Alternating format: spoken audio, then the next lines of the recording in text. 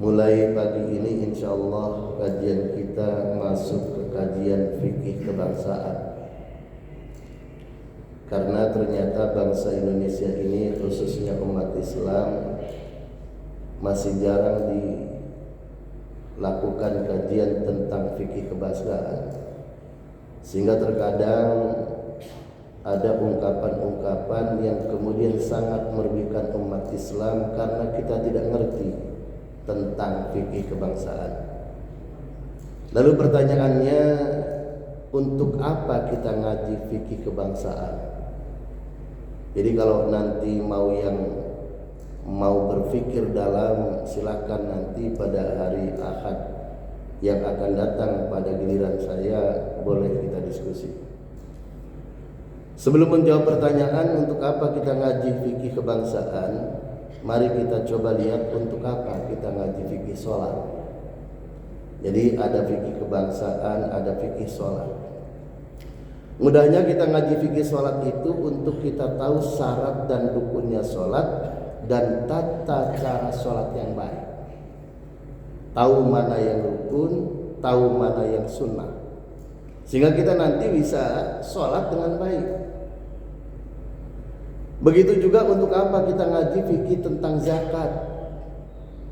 Tentu kita untuk tahu syaratnya, rukunnya, dan nisab zakat, sehingga kita tahu bagaimana cara berzakat yang baik.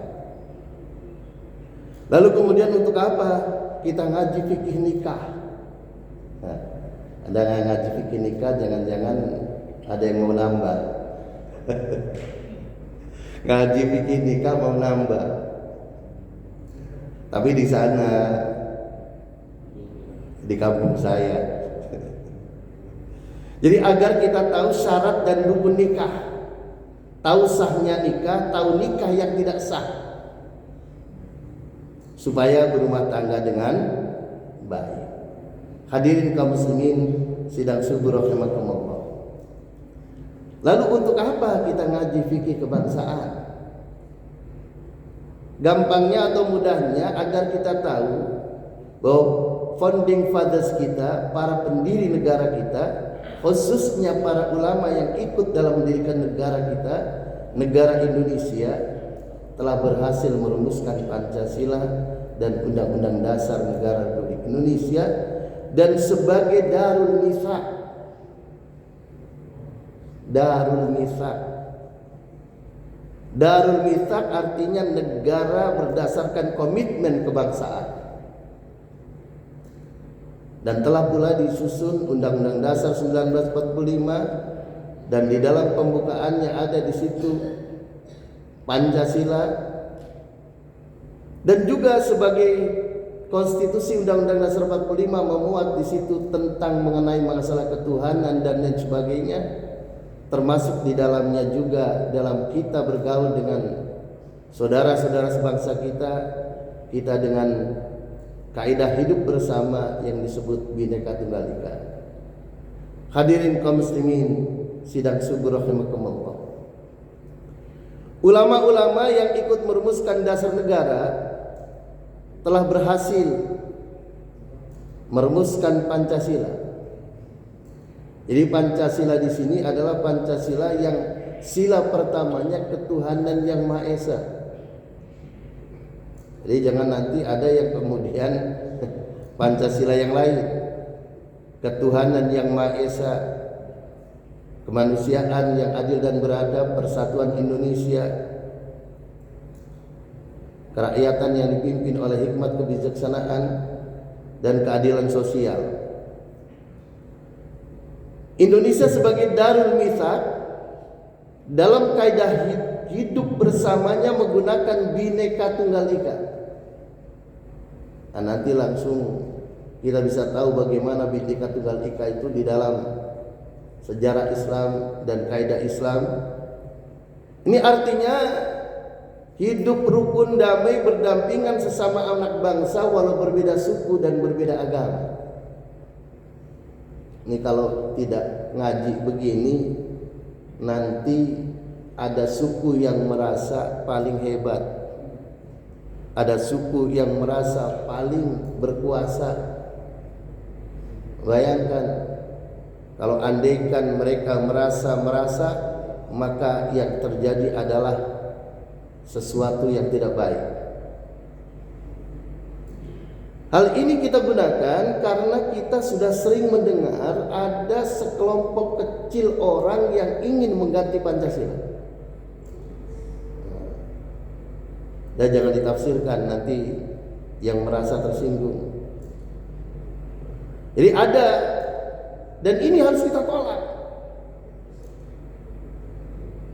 Lalu bagaimana tujuan mengaji fikih kebangsaan itu? Memberi pengertian dan pemahaman kepada anak bangsa, khususnya yang muslim, bahwa titik temu antara nilai-nilai agama yang dianut sebagian besar masyarakat Indonesia dengan sistem praktek kenegaraan di Indonesia. Hadirin kaum muslimin sidang subuh rahimakumullah.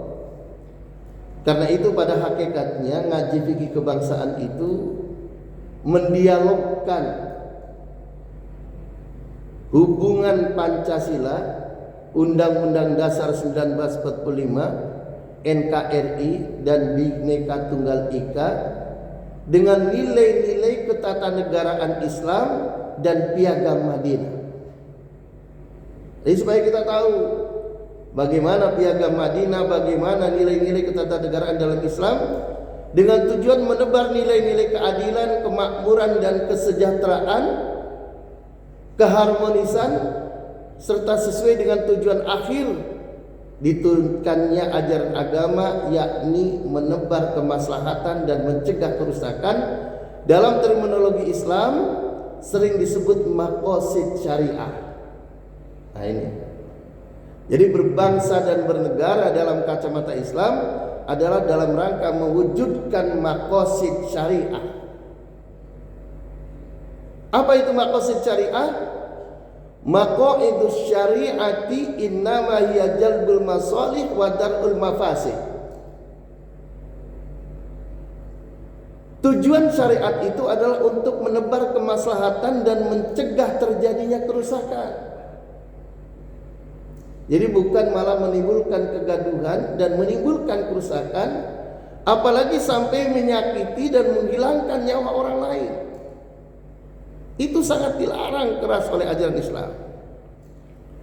Hadirin kaum muslimin sidang subuh rahimakumullah. Karena itu apa? Allah melalui Al-Quran dengan tegas menyatakan, man qatala nafsan bighairi nafsin aw fasadin fil ardi fa ka'annama qatalan nasa jami'a wa man ahyaha fa ka'annama ahyan nasa jami'a. Barang siapa yang menghilangkan nyawa seorang manusia bukan karena hukum, bukan berlandaskan putusan pengadilan, bukan karena merusak kerusakan di muka bumi, maka dia seakan-akan telah membunuh manusia seluruhnya. Satu nyawa manusia. Oleh karena itu, orang-orang yang melakukan bom bunuh diri atau melakukan pengeboman itu karena dia tidak ngaji fikih kebangsaan, tidak ngerti tentang maqasid syariah. Dia merasa benar, padahal dia merupakan sesuatu yang salah. Wa man ahyaha fakannama ahyan nasa jami'a. Barang siapa yang memelihara kehidupan seorang manusia, maka Allah menegaskan ahyan nasa jami'a, maka seolah-olah dia seperti menghidupkan, memelihara seluruh umat manusia. Alhamdulillah.